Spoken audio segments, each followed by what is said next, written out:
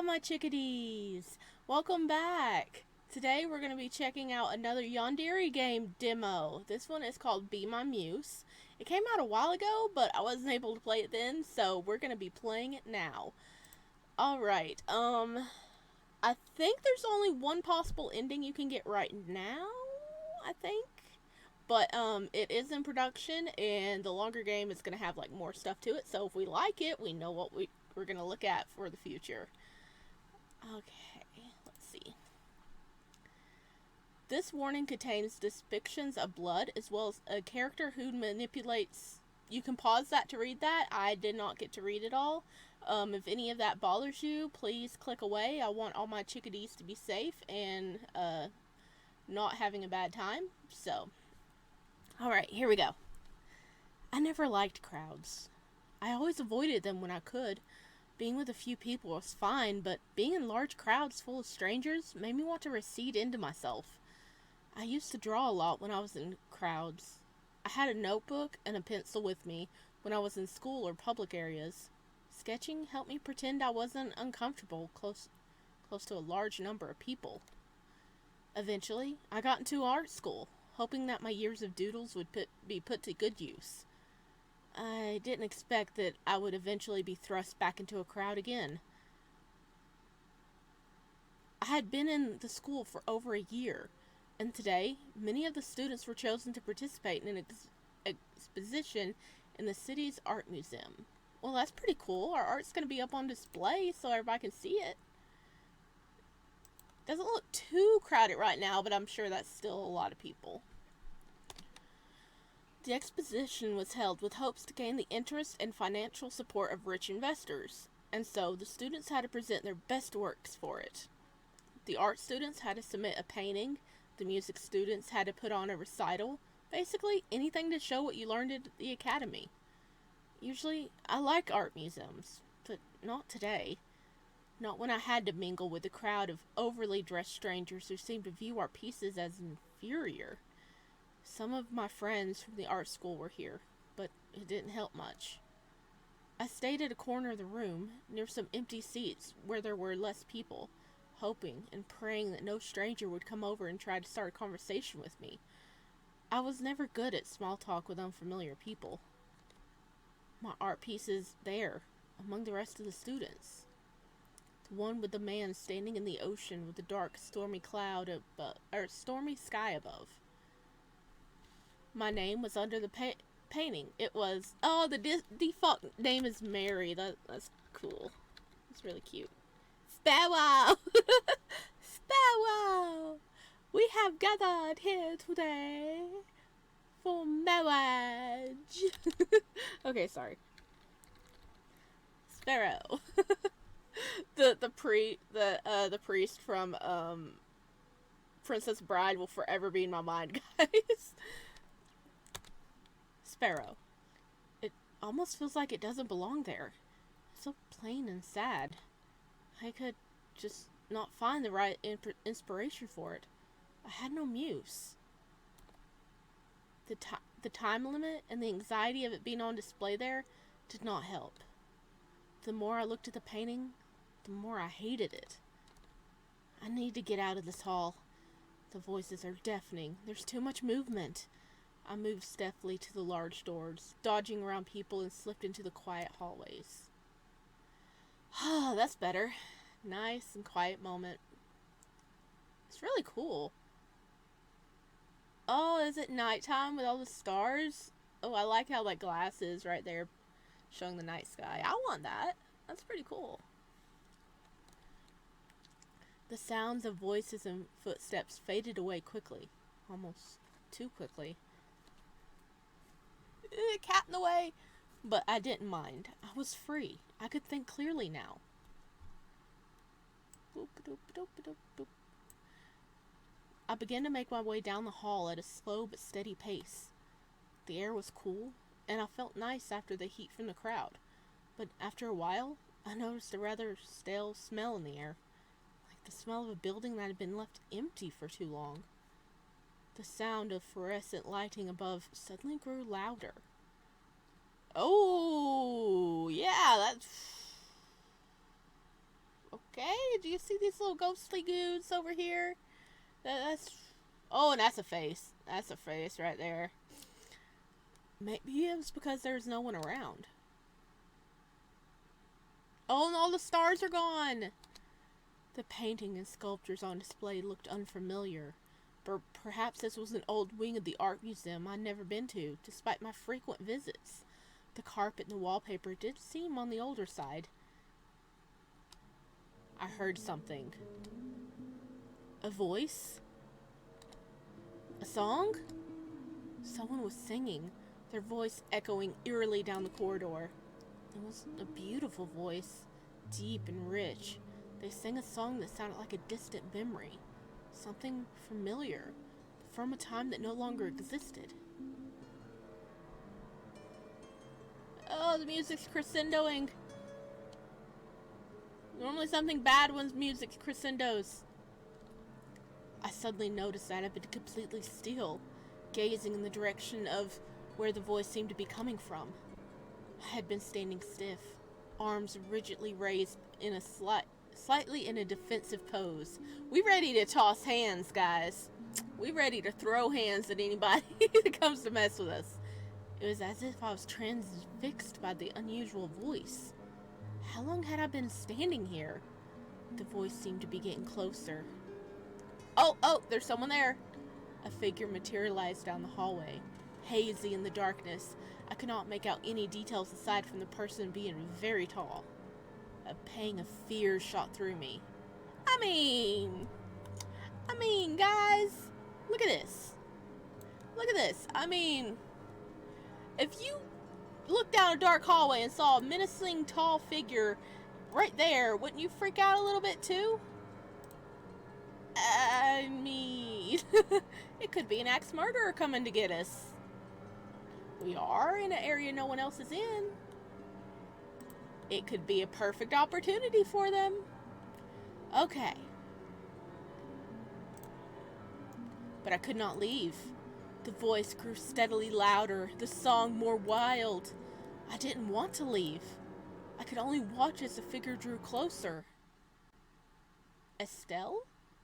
Hey, Sparrow. Salvador. Finally, I told you Sparrow was fine. Oh, well, everything changed. We back in the normal place. The familiar voices seemed to unstiffen my body. I turned around. Almost instantly, the voice stopped.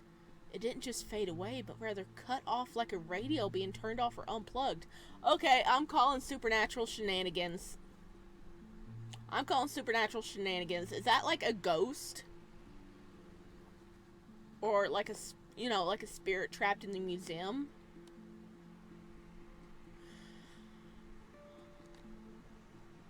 Oh, these must be our friends. My closest friend, Estelle, was making her way down the corridor, holding up her dress a little so it wouldn't drag on the carpet, and running as fast as her heels would allow her to. Running in heels? Now that's gotta be a talent. How can anybody run in those, like, sharp, pointy things? Seeing her felt like a wave of relief. However, the relief was cut short at the sight of Salvador. He stood farther down the corridor, arms folded with a grimace on his face. Our friends were really upset, really worried about us. I wonder how long we were gone. Were we gone just for a minute and then they're like, oh yeah, he's gone? Or was it more like we've been gone for quite a while and they're like, okay, that's not just simply a bathroom trip?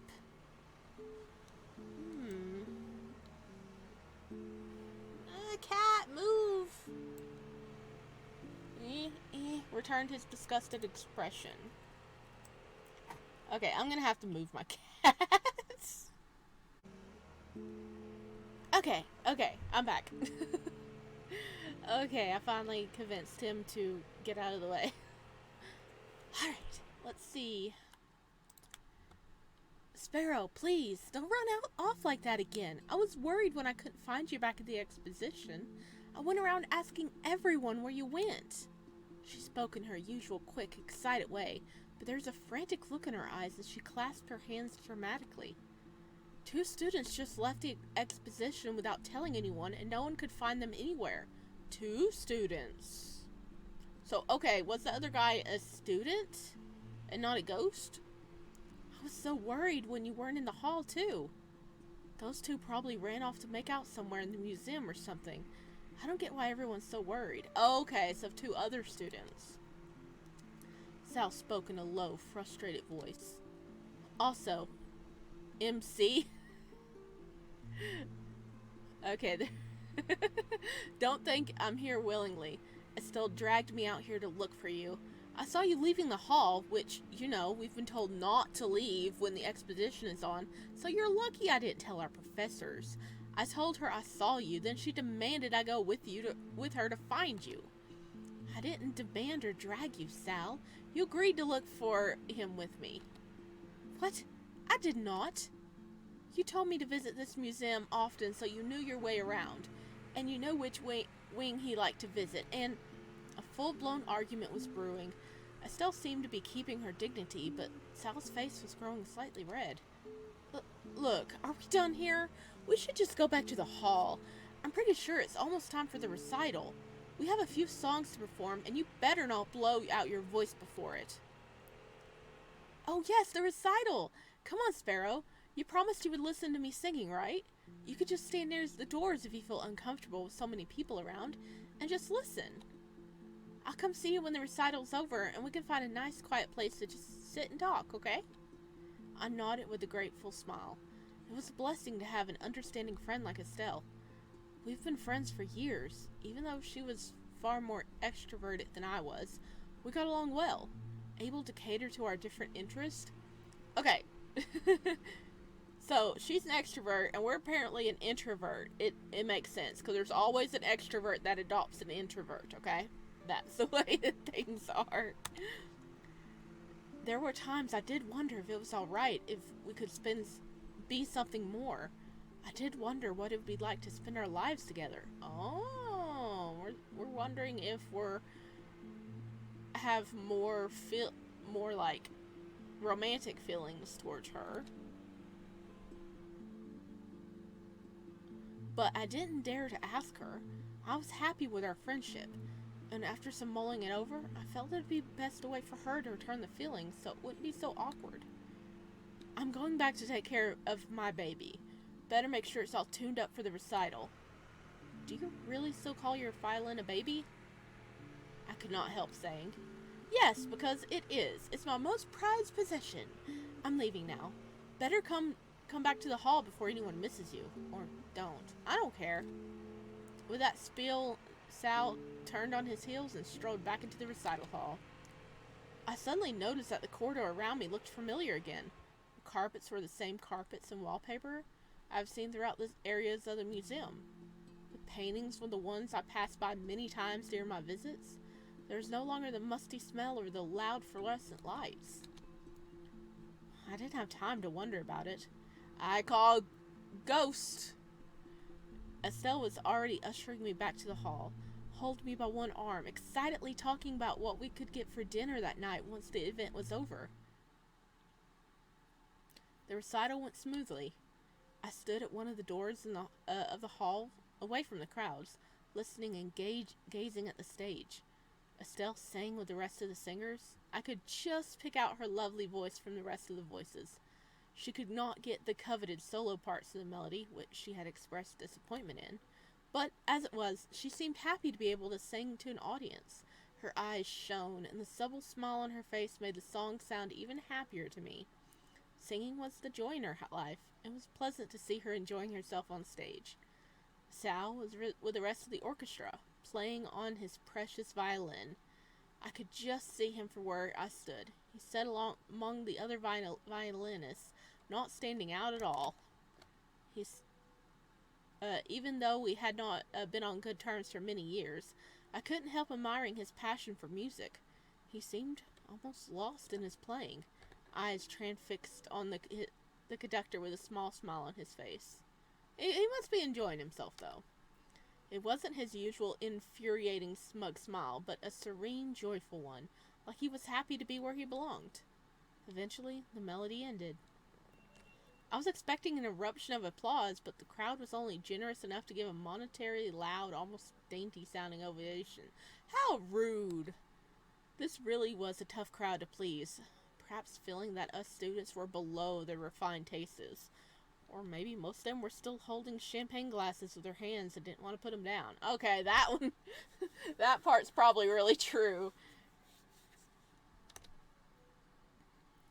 It was now time for refreshments to be served. As tempting as the food and drink provided was, I felt too sick in the stomach to weave my way through the crowd so that I could reach the tables. Not only because the crowd, but also because the next scheduled event would be the presenting of our paintings. Oh no. And I was not looking forward to being paraded in front of the crowd with my measly looking painting, especially a crowd with such a superiority in artistic taste. After some hesitation, I once again slipped out the doors into the hallway beyond. Okay, we having some nerves, but it is good that we're able to, I mean, we're not supposed to, but it's good that he's able to slip outside and chill for a minute, because I'm sure if he was in there a bit longer, he'd end up having a nervous breakdown or a panic attack. So being able to step away to calm down is a good thing. I was only planning to stay in the corridor outside of the exhibit hall, maybe sit on a bench nearby and wait for Estelle. However, something immediately caught my ear. Singing. He's back! The same voice from before, and it was much nearer. It seemed to be coming from the right around the corner. Curious, and also rather irritated I was so frightened of a mere voice, I decided to confront this mysterious stranger.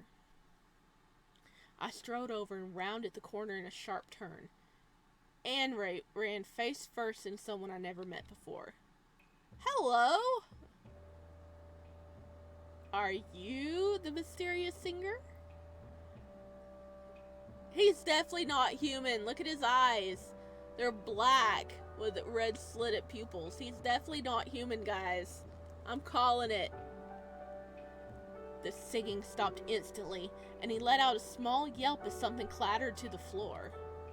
I took a step back, surprised by this unexpected meeting. The man gazed back at me. He was so tall that I had to raise my head just to look up at his face. Oh, he's got this little sharp smile now. In a quick second, I took in his appearance. White, formal suit, gold accessories, including a pair of gold-rimmed glasses with shaded glass, long black hair with streaks of white in it. His clothing seemed to imply that he was here to watch the recitals as well, looking like one of the rich, well-dressed investors. However, the way he presented his attire was strange, with his suit and shirt being mostly unbuttoned, his jacket hanging off his right shoulder, and his hair looking a bit wild. I could not pinpoint what it was exactly, but there seemed to be something very off about him. My apologies. His voice was deep. Okay, he's got a deep voice. And mellifluous as his singing voice. Even when he was simply apologizing, his voice felt pleasant to the ears. He knelt down and reached out to some objects with his left hand. I suddenly noticed that I had caused him to drop a box of paints and brushes after running into him. Oh, I'm so sorry.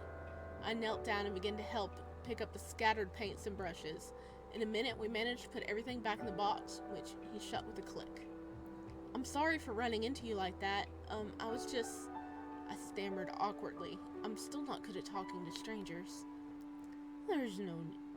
Okay, let me get a drink, and I'm gonna try a deep voice. I don't know if I can do one today.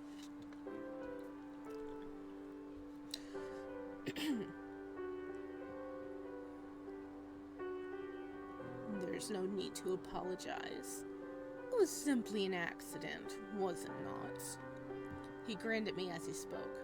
Yeah, and, your singing, I felt annoyed at myself for being so awkward and being unable to get a full sentence out. Yes. Do you have any qualms about my singing? Oh, no, I was just wondering. I heard you singing earlier, somewhere else in the museum, and I was just trying to find you? I couldn't find the words to fully express what I wanted to ask him. Oh? He beamed, his face brightened up with a look of joy and satisfaction. I'm delighted that you were drawn to my singing, that you wished to search for me. If you're questioning why I was singing, I was hired at the last... If you are questioning why I was singing, I was hired at the very last second as a replacement singer for one who could not make it to the exposition. I was simply practicing when you heard me. Oh, well, I'm Sparrow, and, you don't need to practice alone down a dark, empty hallway. The other singers were all practicing in a separate room. My friend Estelle was practicing there earlier. I can take you there if you like. Yes, that is true. Well, I appreciate your concern greatly, but it is simply that I do not like crowds much, and I have a preference for seclusion and silence. I'd much rather practice alone. It was my turn to brighten up. Oh, same! I mean, I don't like crowds either. That's why I'm out here. Huh, such a coincidence. Perhaps I could take you away from the crowd for a bit. I've been searching for a muse for an art piece I wish to paint after all. Oh, right. He was carrying a box of paints and brushes. Very good quality ones, too, from what I saw scattered on the floor. Oh, I thought you were a singer? Indeed I am, but I possess skills in painting, too. I adore any form of art, any genre of creation, and have some capability in each of them. Singing, painting, sketching, sculpting, playing instruments, writing, acting. I couldn't tell if he was bragging or not, especially with his odd, slightly arrogant way of speaking.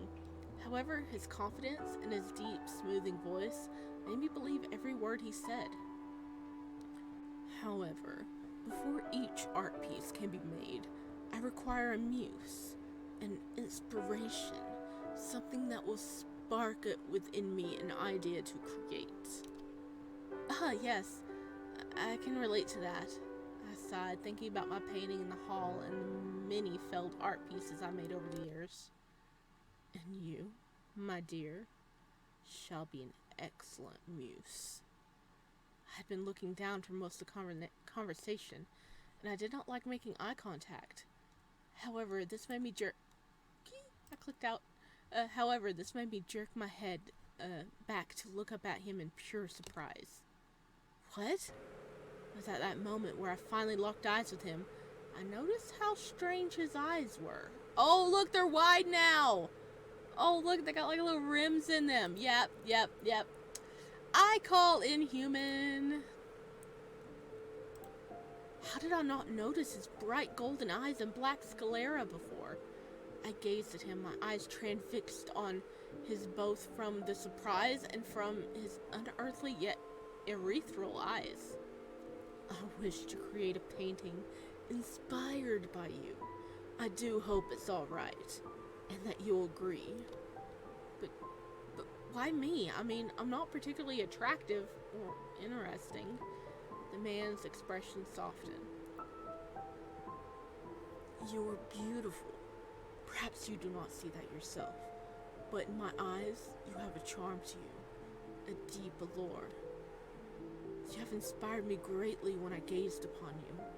Please, would you be willing to be my muse? Several feelings were stirring up in me from his words. I was flattered, but also in disbelief. However, I also felt a deep sense of fear, though I couldn't pinpoint exactly what was making me nervous. I've always wanted to inspire people with my art, I guess, like a lot of artists do. This wasn't exactly what I had in mind, since you haven't seen my art yet. Oh, but I have. Yours is the painting of the man standing in the waves by the sea. It's absolutely gorgeous. And the way you painted the sea, it reminds me of a far lovelier time. I felt my cheeks growing red. I mean, thank you. Thank you so much. I think it's it's not as good as everyone else's, but I appreciate it. I guess yeah. If you want to use me as inspiration, I could help out. Excellent. The man was overjoyed, raising his deep voice much louder than before and immediately turning around in a single motion. He began hurriedly walking down the hallway while he still spoke. Come along now. I have a canvas ready in another room. Wait, I promised to wait for Estelle. Please do not concern yourself with her for now. Or your other friend Salvador either. We must get to painting this instant while the inspiration is fresh. He isn't my friend, but, hey, wait! I was now running down the hall after him. He was so tall that each stride he took was almost twice the distance I could cover in one step.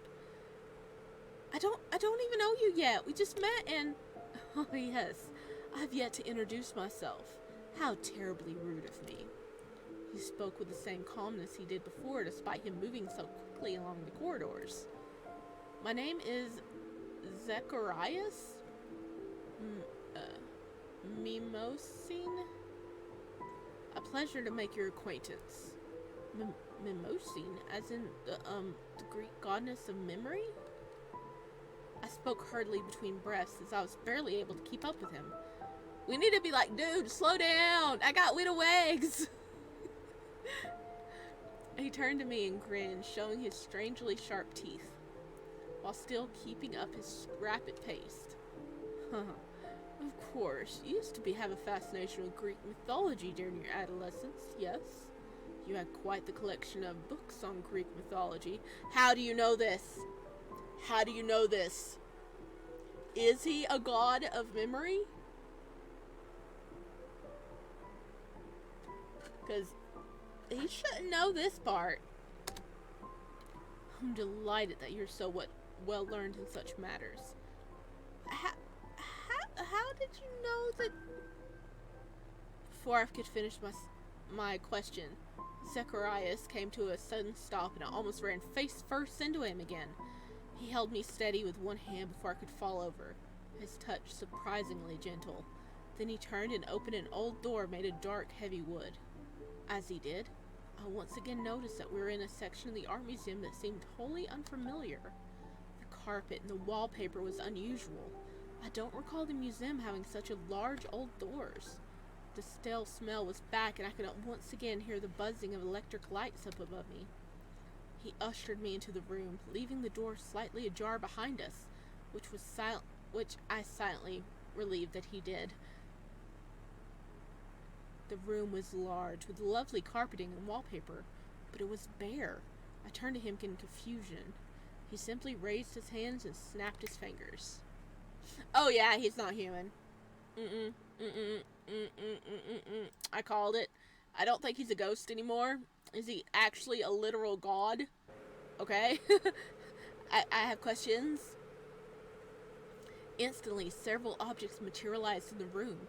The center of the room now had a canvas on a stand, a small table beside it, and a comfortable armchair opposite to the canvas. Yeah. He not human? I stood frozen, completely dumbfounded. Zacharias motioned for me to sit on the armchair, which I did with some hesitation, and even then I still sat and stared at him in confusion. He took his place in front of the canvas, setting down his box on the table beside the canvas, which I noticed already had paints, brushes, pencils, a cloth, and a glass of clean water. It seemed he was already fully prepared for this moment.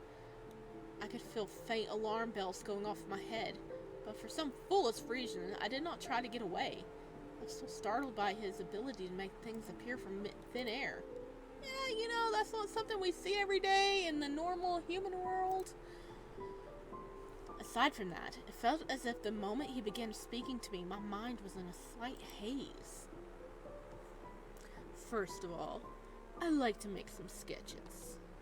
Zechariah placed the canvas with the large sketch pad, propping it up on the stand and picking up a pencil. Sketches? Of me? Yes, but also sketches that are inspired by you. You see, it's not just one appearance that can act as a muse for art, but rather one's experiences, what one has seen and felt through his life. I don't really get it. Well, say that if you were to create a painting, according to a specific theme, you would create something different from other artists who were given the same task. Your style and what you place upon your canvas would be inspired by your own experiences, which would be vastly different from the other artist. Yes. I see what you mean. Zacharias had begun sketching. He sketched with his left hand, still keeping his right arm beneath his jacket. My dear Muse, and I do hope it's alright to call you that, I draw from such experiences to create my art. One's memory, one's past, is an excellent source of inspiration. With your knowledge of Greek mythology, you should know the relation between the goddess Mimosin and the 9 Muses. Yeah, she was their mother, right? Are you one of the 9 Muses? Correct. Art and the creation of art requires memory, both your own and memories of others. You create based on what you have learned, as well as what you or other people around you has experienced. Memories are something I value a lot, something I hold on to, something I wish to witness more of. Well, what do you exactly mean by that last bit? Zacharias let out a small laugh. It was the first time I heard him laugh, and it was almost as lovely and musical as his singing. Oh, my Muse, worry not about that. Simply rest on the armchair and allow me to complete my work. I didn't know how to respond. Zacharias began to hum as he drew. Now and then he would lean out from behind the stand to peek at me. Each time he did, I noticed how he had a soft, tender smile. He had a look of pure joy, almost bliss as he worked. But now and then his smile curved a little more, and his eyes were full of longing. His loving expression became that of desire, almost hunger. At this point, I should have stood up and left. I should have made a silly excuse and got out of the room, back to the hall, which felt far safer despite the crowd. But no, I simply sat on the couch, listening to his humming silently, almost as if in a daze. I didn't know how long I stayed in that armchair. At some point, Zacharias switched out his sketchbook for the canvas and had begun painting. Time didn't seem to matter to me at the moment. My Muse, have I ever told you how beautiful you are? He suddenly said. He sounded a little dreamy, sighing as he spoke. You did? I muttered my answer without much thought. How would you feel about becoming my muse for much longer? I am capable of far more than simply art pieces. There are many more things I can create, and I wish for you to be a part of them. I didn't reply. Will you stay? Just for a little longer? I can provide you with anything you desire. It'd be a pleasant stay. I've been alone for a dreadfully long time, and it does get rather lonely with... Suddenly, Zacharias' entire body stiffened. His left arm rigidly shot to the side, causing him to make a stray stroke of pain across the canvas and knock over the glass on the table. It fell to the ground and broke into a few pieces. The noise made me sit up, blinking like I just woke up from a daydream. Zacharias was standing completely still. He faced away from me, and while I could only see part of his face, his expression looked uncomfortably dark. What happened? He seemed to be listening to something, so I did too. And I heard, for a brief second, what sounded like a distant, very muffled shriek.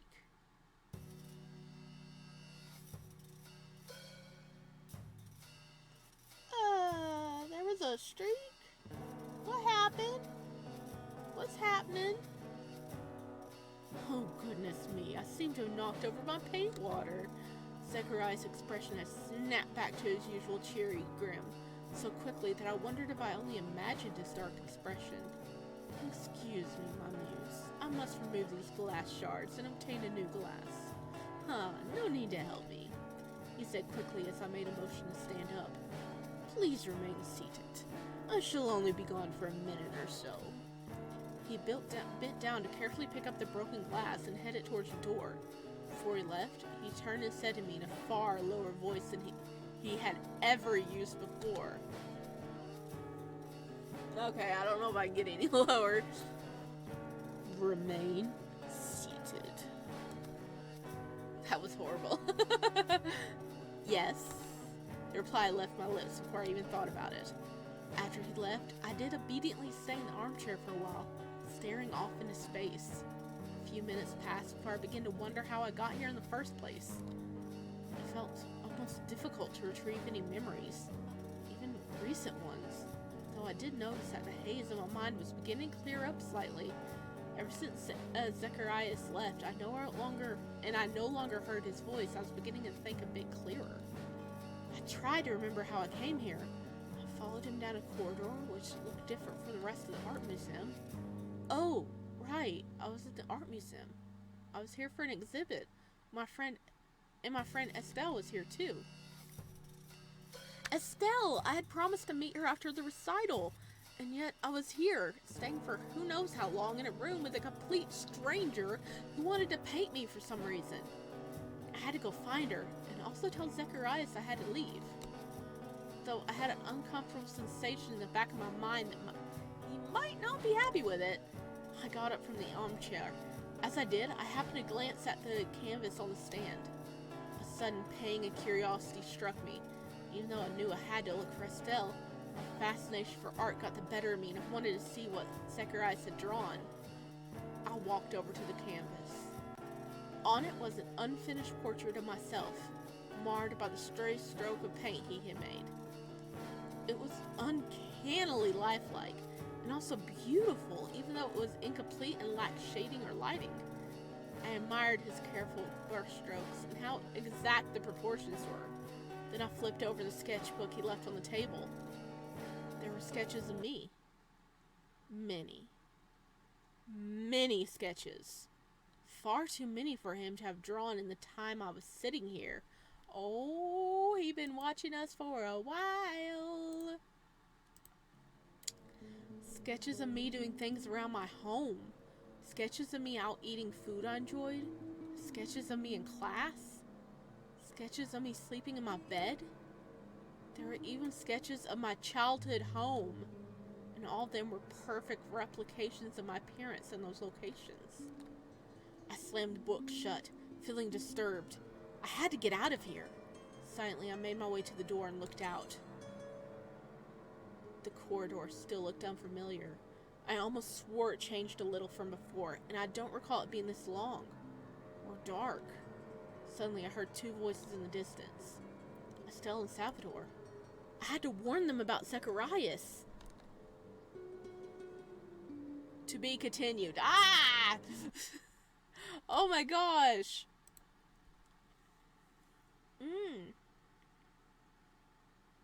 What's happening? Why was there a shriek? I got a lot of questions. Oh goodness. He's been following us for quite a while. Holy crap. Oh, whoa.